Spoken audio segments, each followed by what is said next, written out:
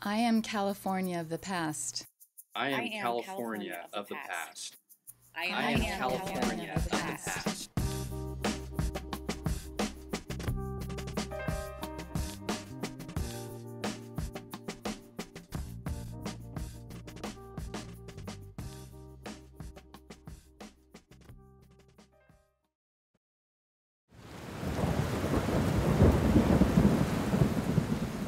My heart beats a little faster, my breath shorter, my stomach nervous, when I remember a cold, rainy day in January 1995.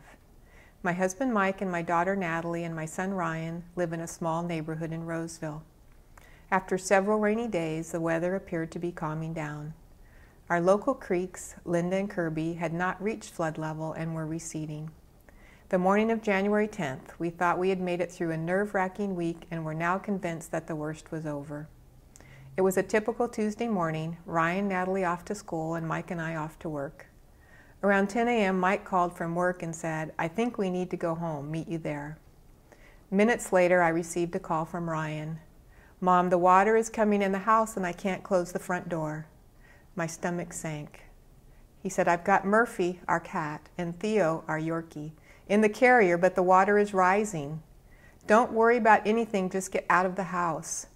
Panicking, I ran from the library and jumped in the car, hoping to get home to Ryan. The creeks all around Roseville were flooded, so my normal route was blocked, and after several attempts, I made it within a couple of blocks from our house. The police and fire department were there, taking in flatbed trucks to rescue people from their homes. Frantically, I attempted to get on the truck, but was turned away by the rescuer. Yelling, "My son is in there," I gave them the address and anxiously awaited their return. Water was moving up the street quickly and steadily. The doctor's offices next to the creek were flooding and patients were running from the buildings. Panic was everywhere. Shortly, the flatbed truck returned with Ryan, holding the carrier with a soaking wet dog and cat. While boarding the truck, the carrier was dropped into the flooding water. Ryan was safe. Crying, I hugged him. The relief was overwhelming. Luckily, everyone in our neighborhood was safe. The water receded by early evening and we were allowed to our home.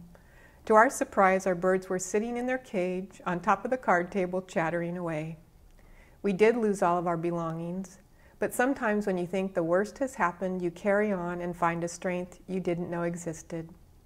This experience was tough, frightening, and unbelievable, but we all survived. My heart still beats a little faster, my breath shorter, my stomach nervous, when I recall that rainy January morning.